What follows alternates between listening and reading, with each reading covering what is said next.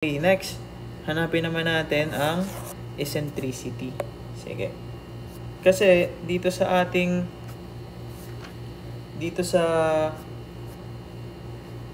ating figure, may nakukuha na formula pag nag-integrate, which is yp is equal to moment of inertia at the liquid surface over a y bar. Okay, so dito muna pala, hindi ko na banggit. Yung a lang na gagamitin is ito, yung a na yan, same lang naman yan dito. Yung a na yan ay area lang ng surface. Ito. Yan. Yan lang yung a na gagamitin natin dyan sa formula na yan. So, kung rectangle ito, base times height. Kung circle, phi r squared. Kung triangle, 1/2 base times height lang. Yan. So, kung depende na sa inyo kung ano ang given sa problem. So, dito na tayo pagkuha ng eccentricity. So, dito, ito yung isang formula na nakukuha by integration doon sa figure na yon kanina. So, hindi ko na isulat. Medyo mahaba yung process. So, dito na.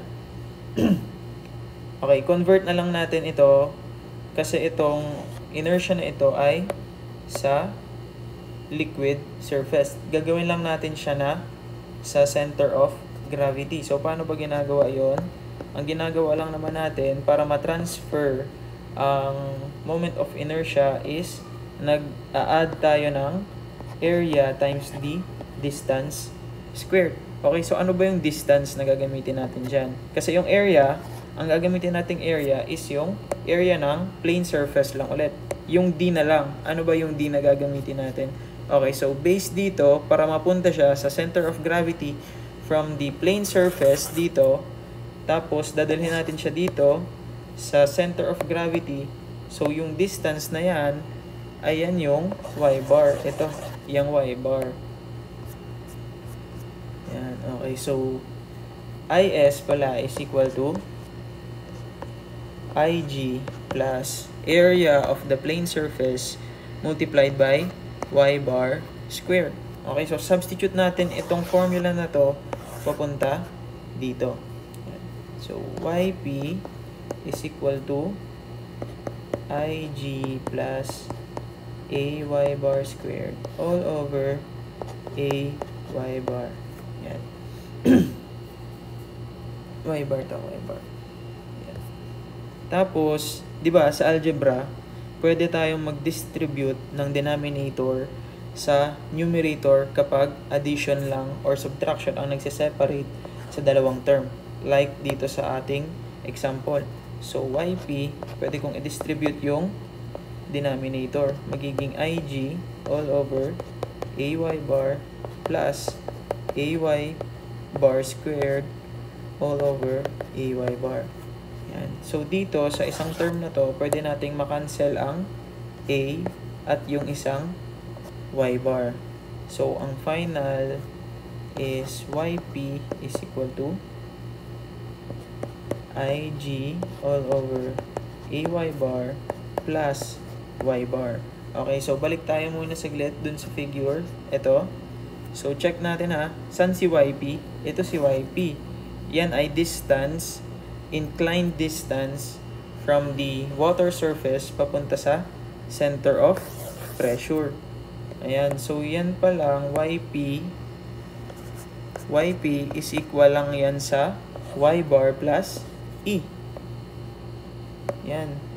Y bar plus e. So, balikan natin yung nagawa nating formula dito sa baba. Meron tayo ditong y bar. At meron tayo ditong ig a y bar.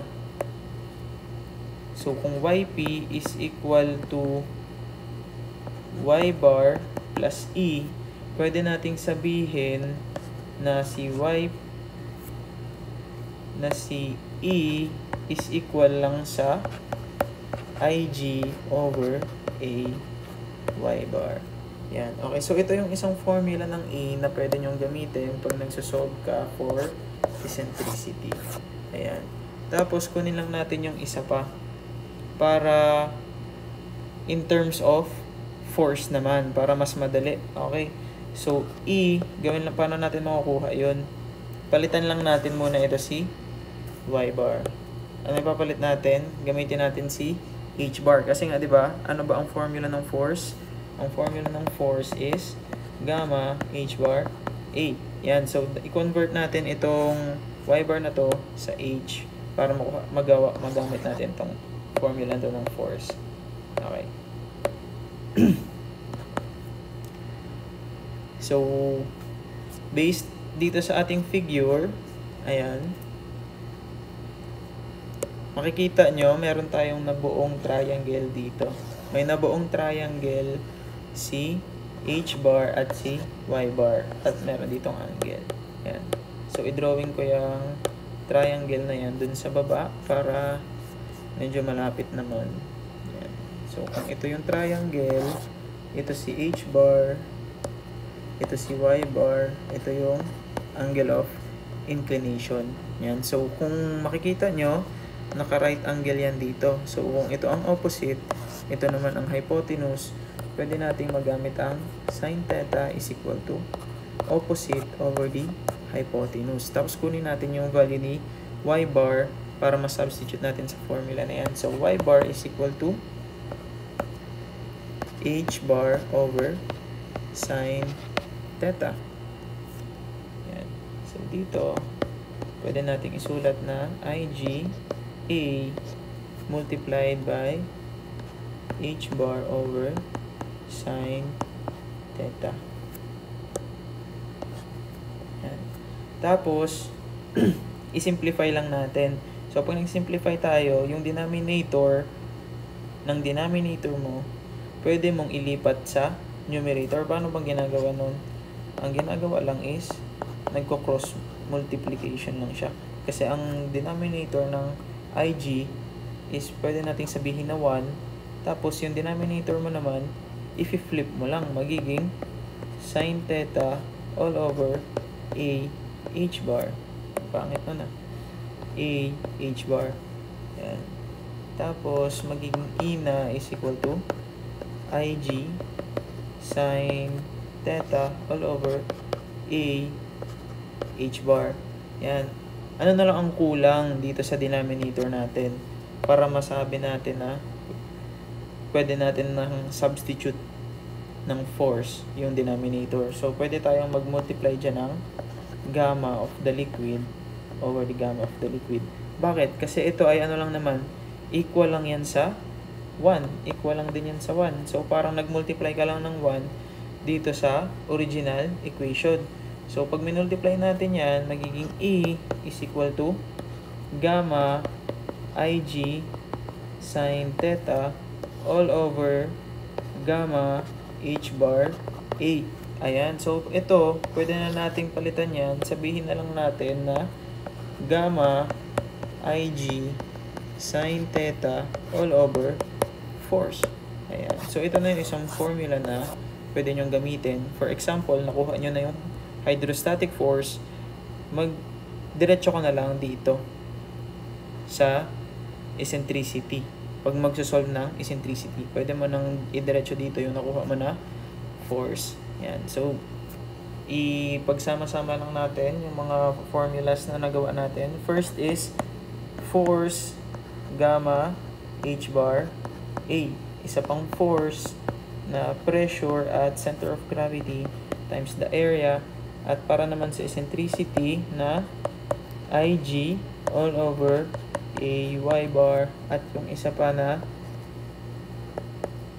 gamma IG sin theta all over F. Ayan.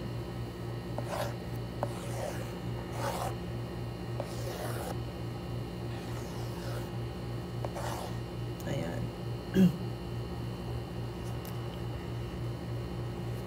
Tapos, meron pa ba tayong miss dyan? Okay. Okay, so ito, meron pang dalawang figure ako dito na sinulat. para lang in case na ma-encounter nyo itong problems na ganito. So dito, pag vertical lang yung plane, ibig sabihin, nagiging equal na yung H bar at saka Y bar. Yan, ganun lang yung nangyayari kapag pag vertical na yung plane mo.